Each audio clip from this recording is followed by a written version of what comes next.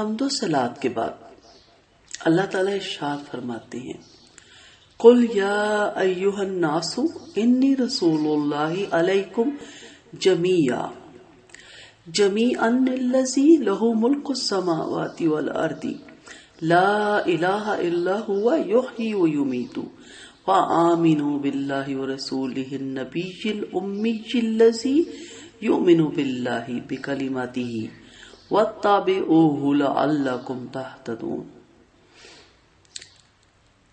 اللہ تعالیٰ کا ارشاد گرامی ہے، اے محمد صلی اللہ علیہ وآلہ وسلم آپ کہہ دیجئے کہ اے لوگو، تحقیق میں اللہ کا رسول ہوں، تم سب کے پاس بھیجا گیا ہوں، وہ اللہ جو زمین و آسمان کا بادشاہ ہے اور جس کے سوا کوئی معبود نہیں، وہی زندگی دیتا ہے وہی مارتا ہے، تو تم تصدیق کرو اللہ کی اور اس کے رسول کی جو ان پڑھ نبی ہے، امی ہے، وہ اللہ اور اس کی تمام باتوں کی تصدیق کرتے ہیں۔ تم اس نبی کی سنت کے موافق عمل کرو تاکہ تم راہ پاؤ۔ اس سے کیا پتہ چلتا ہے کہ راہ پانے کے لیے نبی کریم صلی اللہ علیہ وسلم کی سنتوں، آپ صلی اللہ علیہ وسلم کی سیرت، اس کو جاننا نہایت ضروری ہے۔ اس کے بغیر اس کلمے کو ہم مکمل طور پہ نہیں سمجھ سکتے۔ یہ چیز محمد رسول اللہ کفر اور ایمان میں فرق کرتا ہے، یہیں سے ہمیں ہمارا ایمان مکمل ہوتا ہے۔ اگر ہم لا الہ الا اللہ تو کہتے ہیں لیکن محمد رسول اللہ زبان سے تو کہتے ہیں، لیکن اپنی زندگی کو اپنی معاشرے کے اصولوں کے تحت ڈھالتے ہیں، یا ہم ہر مذہب کی کچھ رسومات، کچھ خرافات، کچھ توہمات، کچھ وہمات اور بہت سی اسلام میں بدعات پیدا کر کے اپنا لیتے ہیں، تو پھر محمد رسول اللہ کی نفی ہے، ٹوٹلی نفی ہے، اور بلکہ مخالفت ہے۔ اس آیت کریمہ میں حکم ہے کہ محمد صلی اللہ علیہ وسلم کی تصدیق کرو اور آپ کی تابعداری کرو۔ کلمہ طیبہ کا پہلا حصہ لا الہ الا اللہ میں توحید کا ذکر تھا، جس کا ہم نے کوشش کیا مختصر طور پہ جاننے کی۔ توحید کے بعد اسلام کی دوسری بنیاد ہے یہ، یعنی یہ جیسے آپ گھر کے لیے بنیاد بناتے ہیں تو زمین پہ بہت سی بنیادیں بنائی جاتی ہیں، تو یہ اس کی دوسری بنیاد ہے، یعنی آدھا کلمہ پڑھ کے آپ کبھی بھی اسلام کے دائرے میں بھی داخل نہیں ہو سکتے۔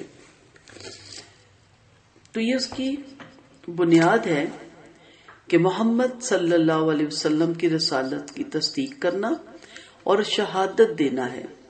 رسول کے معنی خبر پہنچانے والے کو کہتے ہیں، اور شرعی محاورے میں رسول اس نیک انسان کو کہتے ہیں جس کو اللہ تعالیٰ نے اپنی کتاب دے کر مخلوق کی ہدایت کے لیے دنیا میں بھیجا تھا۔ انہی کو نبی اور پیغمبر بھی کہتے ہیں۔ رسول اور پیغمبر اللہ تعالیٰ کے برگزیدہ اور نیک بندے، گناہوں سے بالکل پاک صاف ہوتے ہیں اور ہر قسم کی خوبیاں اور بھلائیاں ان میں ہوتی ہیں۔ ان کے پاس اللہ تعالیٰ اپنا حکم دے کر فرشتوں کو بھیجتے ہیں، وہ لوگ فرشتوں سے اللہ تعالیٰ کا حکم سن کر اور پڑھ کر مخلوق کو سناتے ہیں، اچھی باتوں کا حکم کرتے ہیں اور بری باتوں سے روکتے ہیں، جنت کی خوشخبری لے کر دوزخ سے ڈراتے ہیں، اپنی قوم کی خیر خواہی اور ہمدردی میں دن رات مشغول رہتے ہیں۔ یہ تھے نبی اور رسول۔ کسی مخلوق سے یہ نہیں ڈرتے اور نہ ہی اللہ تعالیٰ کو کوئی حکم چھپاتے تھے یہ، بلکہ تمام حکموں کو نڈر اور بے خوف ہو کر پہنچا دیتے تھے، اور ماں باپ سے زیادہ مہربان ہوتے تھے۔ اسی لیے ہم سب پر فرض ہے کہ ان کی اطاعت اور فرمانبرداری کریں، جس کام کے کرنے کو کہا ہے اس کام کو بجا لائیں، اور جس سے منع کیا اس سے باز رہیں۔ ان کی نافرمانی سے اللہ تعالیٰ ناخوش اور فرمانبرداری سے خوش ہوتا ہے، بلکہ ان کی فرمانبرداری اللہ ہی کی فرمانبرداری ہے، اور ان کی نافرمانی اللہ تعالیٰ ہی کی نافرمانی ہے۔ جو اللہ اور اس کے رسول کی نافرمانی کرے گا وہ ہمیشہ دوزخ میں رہے گا، اور جو ان کی فرمانبرداری کرے گا وہ ہمیشہ جنت میں رہے گا۔ ہم سب اللہ تعالیٰ کے تمام انبیاء اور رسولوں پر ایمان اور یقین رکھتے ہیں کہ وہ اللہ تعالیٰ کے سچے اور نیک بندے تھے۔ نبی اور رسول بہت ہوئے، ان کی صحیح تعداد اللہ کے سوا اور کوئی نہیں جانتا۔ ان میں سے بعض نبیوں اور رسولوں کا بیان قرآن مجید میں آیا اور بعض کا نہیں آیا۔ سب سے پہلے نبی حضرت آدم علیہ السلام اور سب سے آخری نبی حضرت محمد صلی اللہ علیہ وسلم رسول برحق ہیں اور سب نبیوں کے امام اور پیشوا ہیں۔ ہمارے نبی صلی اللہ علیہ وسلم قریش کے معزز خاندان بنو ہاشمی میں پیدا ہوئے۔ مختصر سا تعارف ہے۔ آپ کے والد ماجد کا نام عبداللہ اور والدہ محترمہ کا نام آمنہ تھا۔ آپ بچپن ہی میں یتیم ہو گئے تھے۔ دادا عبد المطلب اور تایا ابو طالب نے آپ کی پرورش کی۔ 40 برس کے بعد آپ کو نبوت ملی۔ آپ پر جب آسمان سے قرآن شریف اترنے لگا اور حضرت جبرائیل علیہ السلام وحی لانے لگے اور آپ مشرکین عرب اور کفار مکہ کو قرآن شریف پڑھ کر سناتے اور سمجھاتے، بری باتوں سے روکتے اور اچھی باتوں کے کرنے کا حکم فرماتے، مگر مکہ والا نے آپ کو بہت دکھ کیا تو آپ ہجرت کر کے مدینہ تشریف لے گئے۔ مدینہ والوں نے آپ کی بڑی عزت کی۔ بہت سے پہلے ہی مسلمان ہو چکے تھے، باقی جو رہ گئے تھے وہ بھی مسلمان ہو گئے اور جان اور مال سے خدمت کرنے لگے۔ 10 برس مدینہ منورہ میں قیام رہا اور وہیں 63 برس کی عمر میں اس دائرہ فانی سے رخصت ہو گئے۔ آپ تمام رسولوں اور نبیوں کو ختم کرنے والے، یعنی آپ پہ یہ سلسلہ کمپلیٹ ہو گیا، مکمل ہو گیا، ختم ہو گیا۔ آپ کے بعد کوئی نیا نبی نہیں آ سکتا۔ آپ صلی اللہ علیہ وسلم کے بعد جو نبوت کا دعویٰ کرے وہ جھوٹا ہے، دجال ہے۔ آپ صلی اللہ علیہ وسلم تمام انسانوں بلکہ تمام فرشتوں سے بھی افضل ہیں اور سب کے سردار ہیں۔ قیامت کے دن سب سے پہلے اٹھیں گے، سب سے پہلے گناہگاروں کی شفاعت کریں گے۔ اللہ آپ کی شفاعت آپ صلی اللہ علیہ وسلم کی ہم گناہگاروں کے حق میں بھی قبول فرمائے۔ آپ کی شفاعت قبول ہوگی۔ آپ صلی اللہ علیہ وسلم کی اطاعت تمام ایمان والوں پر فرض ہے۔ بغیر آپ صلی اللہ علیہ وسلم کی اطاعت کے کوئی مسلمان نہیں ہو سکتا۔ آپ رحمت العالمین ہیں، نہ کہ رحمت المسلمین۔ آپ تمام جہان والوں کے لیے رحمت بنا کر بھیجے گئے ہیں۔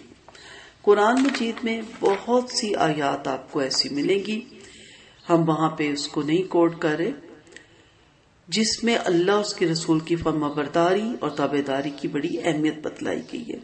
آپ صلی اللہ علیہ وسلم کے رسول ماننے کا یہی مطلب ہے ہر کام میں اللہ کے رسول کے قول و فعل کی عملی حیثیت سے پیروی کی جائے۔ یہ بہت امپورٹنٹ بات ہے، اس کو 2-3 دفعہ آپ ضرور دہرائیں تاکہ آپ کو پتا ہو کہ ہم نے نبی کریم صلی اللہ علیہ وسلم کو کیا صرف اپنے بدعات کے طور پہ ہاتھ چومنے کے لیے رکھا، ان کا نام آئے، ٹھیک ہے، اچھی بات ہے، ہاتھ چومنا تو نہیں اچھی بات، لیکن ادب احترام اچھی بات ہے، لیکن کیا ہم نے سوچا ہے کہ ہم ان کے قول و فعل کی عملی حیثیت سے پیروی کرتے ہیں؟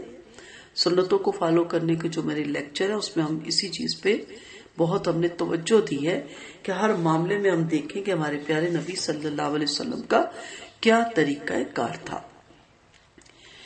اور پھر بلا کسی جھجک کے تسلیم بھی کریں آپ صلی اللہ علیہ وسلم کے حکم کو۔ اور جو لوگ زبانی کلمہ طیبہ کا دوسرا جز محمد رسول اللہ کہتے ہیں اور اپنے مقدمات کو طاغوت اور مخالفین کے سامنے پیش کرتے ہیں اور اپنے نفس کے مطابق چلتے ہیں اور اس کا فیصلہ مان کر عمل کرتے ہیں، وہ صحیح معنوں میں اللہ کے رسول صلی اللہ علیہ وسلم کو رسول تسلیم ہی نہیں کرتے۔ کسی نے کیا خوب کہا ہے، لاکھ تو نے منہ سے کلمے کو پڑھا، اگر یقین دل میں نہیں تو کس کام کا۔ وآخر دعوانا ان الحمدللہ رب العالمین۔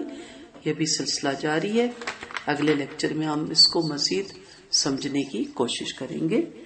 وآخر دعوانا ان الحمدللہ رب العالمین۔